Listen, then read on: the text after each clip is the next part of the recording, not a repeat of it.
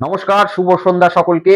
প্রথমেই একটা খুশির খবর দিতে চাই। আমাদের দেশের প্রধানমন্ত্রী শ্রী শ্রী নরেন্দ্র দামোদর দাস মোদির জন্য একটা সত্যি গর্বের মুহূর্ত এবং আমাদের সকল ভারতবাসী যারা বিশেষ করে গোরক্ষক বাহিনীতে রয়েছেন, বিজেপি ঘনিষ্ঠ গোরক্ষক বাহিনী যেটা রয়েছে সেই বাহিনীতে থেকে যারা ওই রাস্তায় মব লিঞ্চিং করেন, যারা গরুকে নিয়ে যাওয়ার জন্য আটকে সাধারণ মানুষকে পিটাতে শুরু করেন, সেই সমস্ত গোরক্ষক বাহিনীদের জন্য আজকে কিন্তু সুখবর এবং তাদের প্রথমেই আমি জানাবো অভিনন্দন। তার কারণ নরেন্দ্র মোদীর নেতৃত্বে ভারতবর্ষ এই মুহূর্তে গোমাংস রপ্তানিতে দ্বিতীয় স্থানে উঠে এসেছে।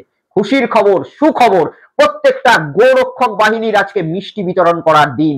প্রত্যেকটা গোরক্ষক বাহিনীর যে ব্যক্তিগত প্রচেষ্টা ছিল সেই প্রচেষ্টা না হলে আজ ভারতবর্ষ এই দৃশ্য দেখতে পারত না। এই প্রধানমন্ত্রীর দল এবং তাদের যে সমস্ত উইংস গুলো রয়েছে তারা সব সময় মুখে গরুকে মাতা বলে থাকে, গো মাতা বলে থাকে, গরু সেবার কথা বলে।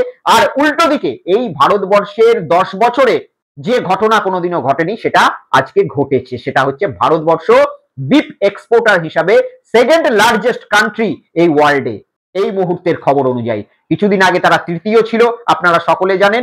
আজ সেই তৃতীয় স্থান অতিক্রম করে ভারতবর্ষ দ্বিতীয় স্থানে চলে এসেছে। তাহলে সকল গোরক্ষক বাহিনী মিষ্টি বিতরণ করতে শুরু করে দাও। তোমাদের এই মহান প্রচেষ্টা যদি না হতো, তোমরা যদি রাস্তায় মুসলিমদের ধরে মব লিঞ্চিং না করতে, তোমরা যদি কুরবানির দিনে মব লিঞ্চিং না করতে, তাহলে হয়তো পিছনের দরজা দিয়ে আমাদের দেশের সরকার এতটা বিফ এক্সপোর্ট করতে পারতো না এবং তারা নিজেদের যে ইলেকশন বন্ড রয়েছে তাতে এতটা চাঁদাও দখল করতে পারতো না। আজকে ইলেকশন বন্ডে বিফ এক্সপোর্টার কোম্পানিগুলো থেকে চাঁদা নেওয়া হচ্ছে, উল্টো দিকে বিফ এক্সপোর্টে ভারতবর্ষ দ্বিতীয় স্থানে উঠে চলে এসেছে। আর কিছু কিছু নামকা বাস্তা গোরক্ষক বাহিনী তারা সাধারণ ফ্যামিলির যারা গরিব মানুষ তাদের অত্যাচার করে নিজেদেরকে গোরক্ষক বলছে।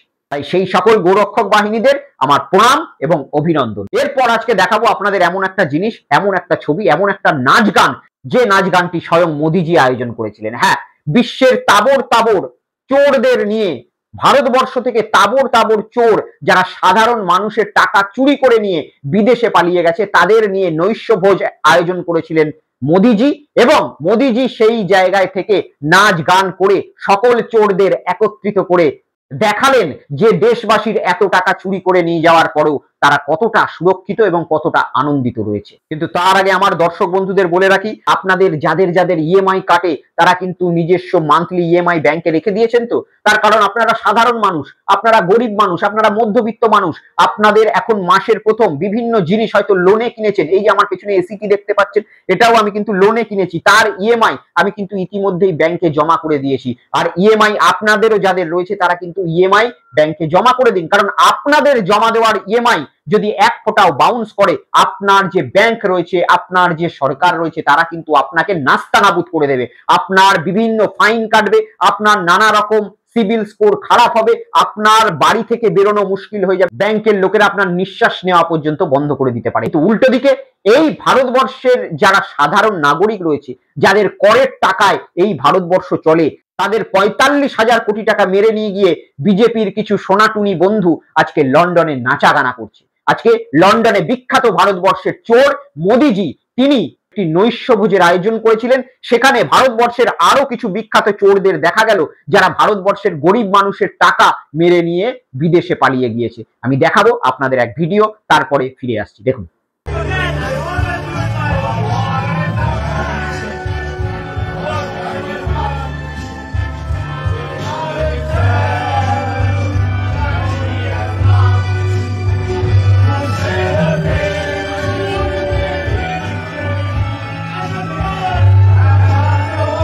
সকল চোরেদের মিলন, লন্ডনের একটি অনুষ্ঠানে সকল চোরেদের মিলন, আর সেইখানে বিভিন্ন নাচ গানা, দারুণ দারুণ মজার খাবার দাবার নিয়ে চোরেরা মিলন করছে। এবং এই অনুষ্ঠানের মূল কারিগর, এই অনুষ্ঠানের মূল হোতা হচ্ছে মোদিজি। মোদিজি মানে কেউ আমাদের দেশের প্রধানমন্ত্রী মোদিজিকে ভাববেন না যেন, মোদিজি হচ্ছে ললিত মোদিজি। হ্যাঁ, গুজরাটের আর এক মোদি, ললিত মোদি, যিনি একসময় আইপিএল, ভারতবর্ষের যে আইপিএল খেলা হয় সেই আইপিএল এর গভর্নিং কমিটির চেয়ারম্যান ছিলেন। সেই ললিত মোদি একসময় আমাদের ভারতবর্ষের কোটি কোটি টাকা প্রতারণা করে বিদেশে পালিয়ে যান এবং তিনি এখন লন্ডনে থাকেন। তার প্রতিবেশী হচ্ছে বিজয় মালিয়া, যে ভারতবর্ষের প্রায় 32,000 কোটি টাকা সাধারণ মানুষের ট্যাক্সের টাকা ব্যাংক থেকে লোন নেওয়ার নাম করে নিয়ে রাতারাতি বিদেশে পালিয়ে যায়। এবং কিছুদিন আগে আমরা মালিয়া সাহেবের একটা পডকাস্ট দেখলাম, যে পডকাস্টে তিনি আবার বলেছেন যে তিনি ভারত ছাড়ার আগে নাকি দেশের অর্থমন্ত্রীকে জানিয়ে গিয়েছিলেন। দেশের প্রাক্তন যিনি অর্থমন্ত্রী ছিলেন অরুণ জেটলি সাহেব, তার সঙ্গে বিজয় মালিয়ার অত্যন্ত সখ্যতা ছিল। তিনি নাকি যখন বিদেশে পাড়ি দেন, এই চুরি করে যখন তিনি নাকি বিদেশে যাচ্ছেন, তিনি তার পডকাস্টে বলেছেন তিনি নাকি ভারতবর্ষের সরকারকে জানিয়ে গিয়েছেন। আর এইরকম বিখ্যাত বিখ্যাত চোরদের নিয়ে গতকাল লন্ডনে আয়োজন হলো একটি নৈশ ভোজের, সেখানে নাচা গানা পার্টি হই হুল্লোড় হলো এবং যাদের টাকায় এরা এই হই হুল্লোড় করছিল সেই সাধারণ মানুষ আজ আমার ভারতবর্ষে বসে আত্মহত্যা করতে বাধ্য হচ্ছে। মহারাষ্ট্রের খবর দেখাচ্ছি, এখানে দেখতে পাচ্ছেন গত 3 মাসে মহারাষ্ট্রে প্রায় 750-র উপর কৃষক আত্মহত্যা করেছে। নিজে যে লোন নিয়েছে সেই লোন না মেটাতে পেরে, ব্যাংকের চাপে বা সেই সমস্ত ফসল ঠিকমতো ফলাতে না পেরে, তারা যে ঋণ নিয়েছে সেই ঋণের চাপে মহারাষ্ট্রে গত 3 মাসে এতগুলো কৃষক আত্মহত্যা করে নিচ্ছে। অর্থাৎ যাদের টাকায় এই সমস্ত বিজেপি ঘনিষ্ঠ সোনাটুরিরা লন্ডনে ফুর্তি করছে, তারা আজকে আমাদের দেশের মাটিতে আত্মহত্যা করছে। এদের সমস্ত যে 45,000 কোটি টাকা ব্যাংক লোন রয়েছে, সেটা রিজার্ভ ব্যাংক ঘোষণা করে দেয় যে এটা আমরা আর আদায় করতে পারবো না। অর্থাৎ এক প্রকার বলতে পারেন যে মুকুব করে দেওয়া বা ভুলে যাওয়া। কিন্তু আপনার যদি একটা ইএমআই বাউন্স হয়ে যায়, তাহলে আজকে আপনার রাত্রের ভাত খাওয়া পর্যন্ত বা রুটি খাওয়া পর্যন্ত বন্ধ করে দিতে পারে ব্যাংকের সংস্থাগুলো। এই সমস্ত দোগলাপনার জন্যই আজ আমার ভারতবর্ষে বিভিন্ন যে বিদেশি জায়গাগুলো রয়েছে, বিদেশে ভারতবর্ষের মুখ পুড়ছে। আজকে একটা চোর বহাল তবিয়াতে লন্ডনের মাটিতে তিনি নাচ গানা করছে ভারতবর্ষের 45,000 কোটি টাকা মেরে নিয়ে গিয়ে, কিন্তু ভারতবর্ষের যে প্রধানমন্ত্রী রয়েছে তিনি 180টা দেশ ভ্রমণ করেও এমন বিদেশ নীতি তৈরি করতে পারলেন না, এমন বিদেশি সরকারের সঙ্গে বন্ধুত্ব করতে পারলেন না যে তাদেরকে দেশে টেনে হিঁচড়ে ফিরিয়ে আনা যায়। আজকে বিজেপির একজন ফেক নিউজ ছড়ানোর মাস্টার রয়েছে অমিত মালব্য, যাকে অনেকে ফেক মালব্য বা টুইট মালব্য বলেন।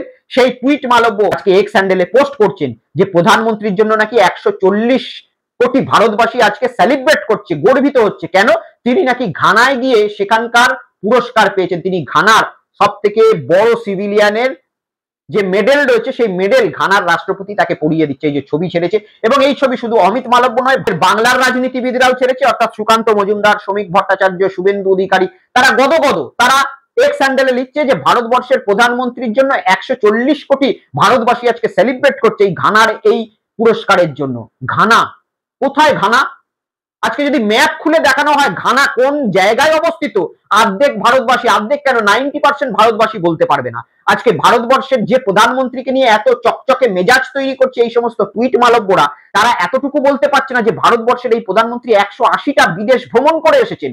তিনি আজকেও এই মুহূর্তে যখন ভিডিও শুট করছি তখনও তিনি পোর্ট অফ স্পেনে রয়েছেন, অর্থাৎ ট্রিনিডাড অ্যান্ড টোবাগোর পোর্ট অফ স্পেনে তিনি ভারতবর্ষের প্রধানমন্ত্রী হিসেবে বক্তব্য রাখছেন। এরকম একজন প্রধানমন্ত্রী, এতগুলো দেশ, আজকে বিশ্বের কারোর কোন রাষ্ট্রপতি বা প্রধানমন্ত্রীর এত বিদেশ ভ্রমণের অভিজ্ঞতা নেই। তারপরেও আজকে এই সমস্ত ইন্ডিয়া থেকে টাকা নিয়ে যাওয়া চোরেরা লন্ডনের মাটিতে দাঁড়িয়ে আনন্দিত হচ্ছে। অ্যান্টিগুয়াতে মাত্র পোর্ট অফ স্পেন থেকে মাত্র কিছু কিলোমিটার দূরে আরেকটি দ্বীপ রাষ্ট্র অ্যান্টিগুয়া, যেটা ওই ক্যারিবিয়ান দ্বীপপুঞ্জেই অবস্থিত, যেখানে প্রধানমন্ত্রী নরেন্দ্র মোদী রয়েছেন। সেই অ্যান্টিগুয়াতে আজকে আমাদের দেশের টাকা মেরে নিয়ে যাওয়া আর এক চোর বসবাস করছে, যার নাম হচ্ছে মেহুল চকসি। তিনিও একজন আদতে গুজরাটি ভাই প্রধানমন্ত্রী নরেন্দ্র মোদীর।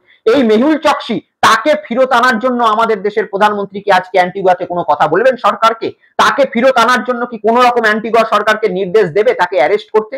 আর এই সমস্ত মালব্যরা, এই সমস্ত সুকান্ত মজুমদাররা, যারা প্রধানমন্ত্রী নরেন্দ্র মোদীর কাছে আজকে কোথায় দরবার করবে যে বিভিন্ন ভারতবর্ষের সাধারণ মানুষের টাকা মেরে নিয়ে যাওয়া এই সমস্ত ফুর্তিবাজরা, যারা বিভিন্ন জায়গায় ভারতীয়দের টাকা মেরে নিয়ে গিয়ে ফুর্তি করছে, তাদেরকে ফেরত আনার জন্য কি বিদেশ নীতি স্ট্রং করেছেন তিনি?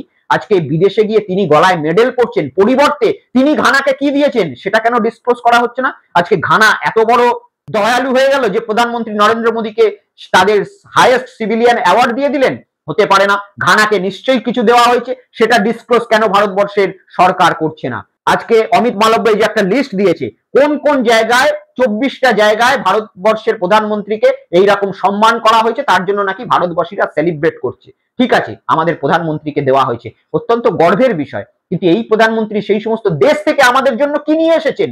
আজকে তিনি হাইয়েস্ট সিভিলিয়ান অ্যাওয়ার্ড নিয়ে গর্বিত হচ্ছেন। এই অ্যাওয়ার্ড আমাদের কি কাজে দেবে? আজকে পেহেলগামে যখন 26 জন পরিবারের দুঃখের দিন নেমে এলো, আজকে পুঞ্জে যখন 11 জন পরিবারের দুঃখের দিন নেমে এলো, আজকে গোটা ভারতবাসী যখন ওই পেহেলগাম অ্যাটাক নিয়ে অশ্রু জলে নিজেদের জীবন কাটাচ্ছিল, দুঃখে জীবন কাটাচ্ছিল, যখন অপারেশন সিঁদুর হচ্ছিল, তখন পাকিস্তানের বিরুদ্ধে তো প্রধানমন্ত্রী নরেন্দ্র মোদীর হয়ে কেউ এগিয়ে এলেন না। আজকে গোটা বিশ্বের যে রাষ্ট্রগুলো রয়েছে, এত রাষ্ট্র নাকি প্রধানমন্ত্রীকে ভালোবাসেন, তারা নাকি পুরস্কার দিচ্ছেন। তিনি নিজে 180টা দেশ ঘুরে এসেছেন ভারতবর্ষের করের টাকায়। একটা রাষ্ট্র এই অপারেশন সিঁদুরকে সমর্থন করে পাকিস্তানকে ব্যাকফুটে করার জন্য এগিয়ে এসেছিল?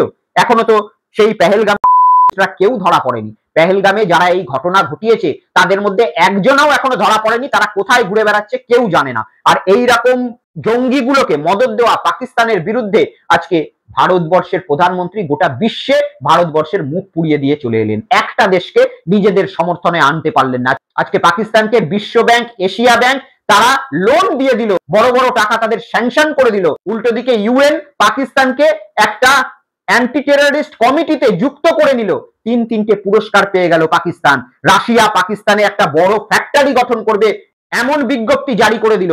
আমেরিকা পাকিস্তানের যে সেনাপ্রধান রয়েছে তাকে টেবিলে বসিয়ে তার সঙ্গে ডিনার করলো তাদের রাষ্ট্রপতি।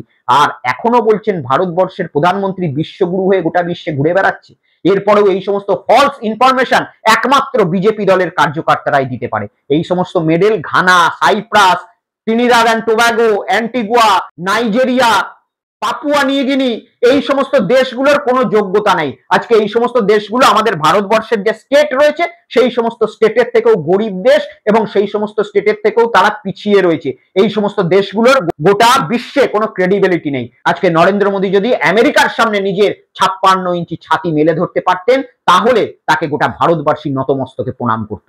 আজকে নরেন্দ্র মোদী যদি এই সমস্ত যে চোরগুলো ভারতবর্ষের টাকা নিয়ে গিয়ে লন্ডনে ফুর্তি করছেন তাদেরকে লন্ডনকে চাপ সৃষ্টি করে, ইংল্যান্ডকে চাপ সৃষ্টি করে, সেখানকার প্রধানমন্ত্রী, সেখানকার রাজা মহারানী সকলকে চাপ সৃষ্টি করে যদি বিদেশে ফিরিয়ে আনতে পারতেন তাহলে এই সমস্ত টাকা উদ্ধার না হলেও যদি এরা জেল খাটতো সেটা দেখেও হয়তো নরেন্দ্র মোদীকে আমাদের মতো সাধারণ মানুষরা ভক্তির চোখে দেখতেন, ভালোবাসার চোখে দেখতেন, সম্মানের চোখে দেখতেন।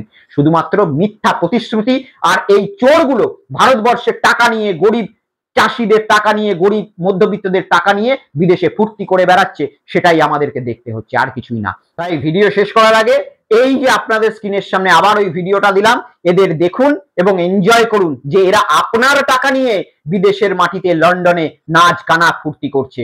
আর এরা আপনাকে বোকা বানানোর জন্য বাংলায় রাজনীতি করতে আসবে।